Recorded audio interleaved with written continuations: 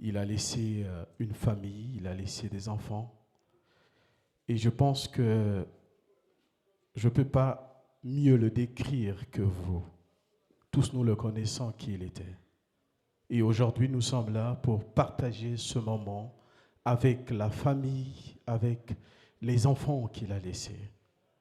Et nous allons tous nous incliner pour prier, tout simplement soumettre cette famille entre les mains du Seigneur, parce que chaque personne telle que nous sommes là, nous avons perdu un être cher. Et ce n'est pas facile de vivre un tel moment. Nous savons que la mort arrive à tout un chacun de nous. Dans n'importe quelle famille, la mort arrive. Mais quand ça arrive, ça laisse toujours les larmes aux yeux, l'amertume dans le cœur. Et nous allons tous, tout simplement prier pour soumettre entre les mains du Seigneur cette famille. Élevons nos voix et prions. Éternel Dieu Tout-Puissant, merci parce que tu es un Dieu merveilleux. Tu as dit dans ta parole, tu étais créé par la poussière et tu repartiras dans la poussière. Et aujourd'hui, notre grand frère nous a quittés. Seigneur Dieu, tel que nous sommes ici, nous voulons tout simplement te soumettre la famille éprouvée, les frères et sœurs, Seigneur notre Dieu, notre Père, les enfants. Ô tendre Père, c'est pas facile. On peut être là, mais la personne qui était à côté de nous, s'il n'est pas là, personne ne peut mieux nous consoler si ce n'est pas toi, le Saint-Esprit. Yahweh, notre Dieu, notre Père, nous te prions de fortifier la famille, de fortifier les enfants, de fortifier tout le monde, d'encourager tout le monde, sans exception aucune.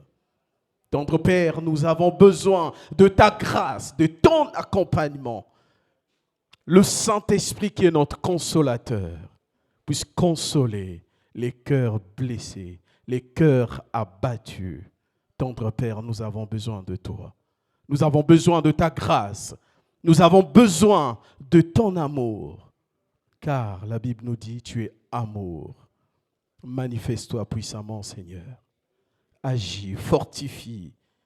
Oh Yahweh notre Dieu, nous voulons soumettre aussi tout le long de cet événement jusqu'au dernier, à la dernière heure, le dernier jour. Seigneur, nous avons besoin de toi. Dans le nom puissant, précieux et béni de notre Seigneur Jésus-Christ. Amen.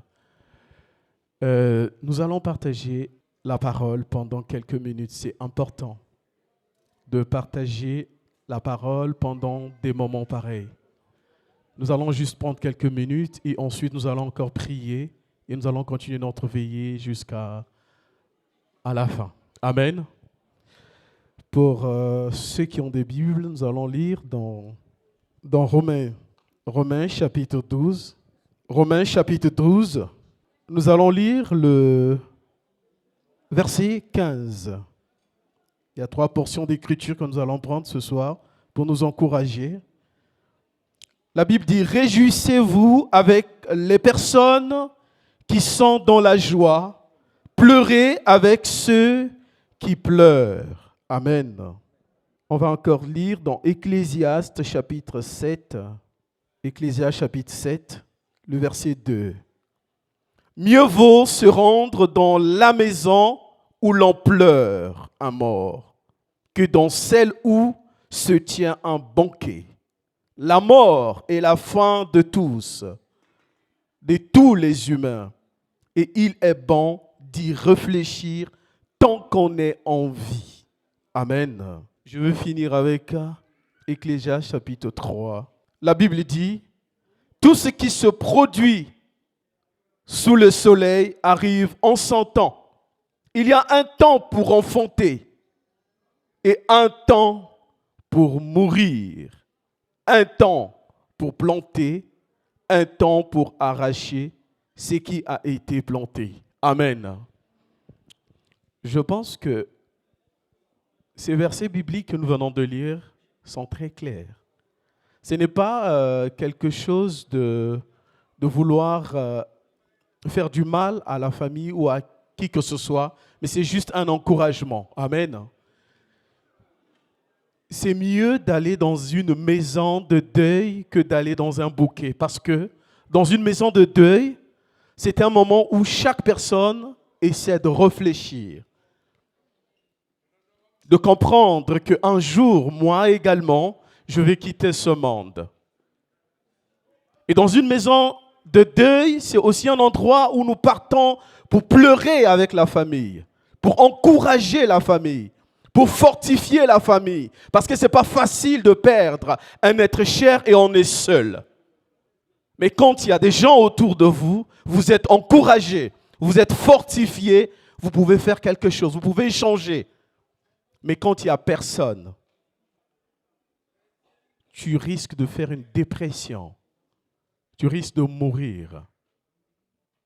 Parce qu'il y a des endroits où une personne peut mourir et à la veillée, vous pouvez voir une autre personne mourir, faire un AVC ou quelque chose. Parce que la personne n'arrive pas à supporter, perdre la personne qui était à ses côtés. Mais lorsque nous voyons tout le monde, les frères et sœurs à côté, encourager, leur donner des paroles d'encouragement, ça fait du bien. Amen. Mais lorsqu'il n'y a personne, ce n'est pas facile. Voilà pourquoi nous devons fortifier la famille. Mais c'est aussi un endroit où chaque personne doit prendre conscience, doit réfléchir. Peu importe ton rang social, peu importe ta qualité, ton langage, ta expression, ta beauté, tu finiras un jour par mourir. Aujourd'hui, tu peux être plus riche que tout le monde ici. Ce n'est pas grave. Un jour, tu seras seul dans cette petite maison. Un cercueil. Tu es beau, tu es belle. Il faut aller dans les cimetières. Il y avait des gens plus beaux ou belles que toi. Mais ils sont allés. Et si tu peux prendre quelques minutes de réfléchir, si un jour je vais partir, tu dois arrêter de mal parler pour les autres. Tu dois arrêter d'insulter les autres. Tu dois arrêter de prendre les maris des autres. Tu dois arrêter de faire du n'importe quoi. Parce qu'un jour, tu partiras. Il y a des gens qui ont tué des gens à cause des choses qui vont rester. Mais est-ce que tu sais que ces choses-là, tu vas les laisser? Il y a des gens qui ont tué les frères et sœurs dans la famille pour avoir des richesses. Est-ce que tu sais que toi aussi, tu mourras, tu laisseras ça? Amen.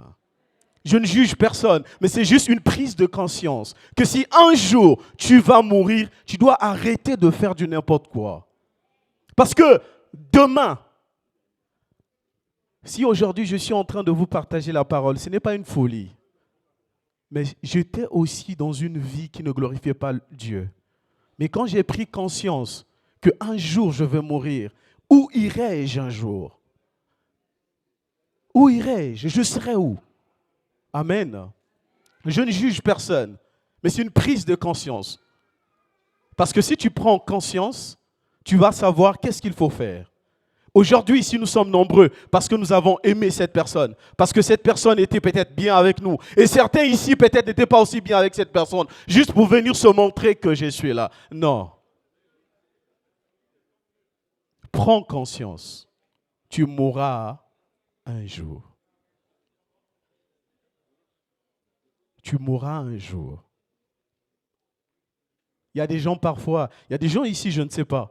Il y a des gens, je pense qu'ils sont là, qui ne veulent même pas voir d'autres parce qu'ils ont eu des problèmes. Tu ne veux pas le saluer parce que tu te crois plus grand. Mon frère, ma soeur, si tu es dans cette situation, arrête ça. Tu vas mourir. Tu vas mourir. Réconciliez-vous. Réconciliez-vous. Tu mourras. Tu n'es pas une pierre. Ton père, il est mort. Ta mère est décédée. Réconciliez-vous. Vous allez mourir. Et si nous allons mourir un jour, pourquoi montrer aux autres on est plus grand, on est plus belle, plus intelligent, plus quoi? Non, écoute, il faut arrêter ça. Il faut arrêter ça. Même Michael Jackson, il est mort.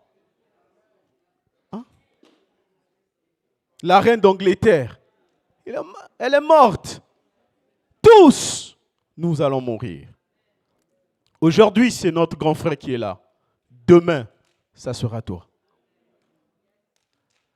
Je ne sais pas si c'est à Kinshasa ou à Brazzaville.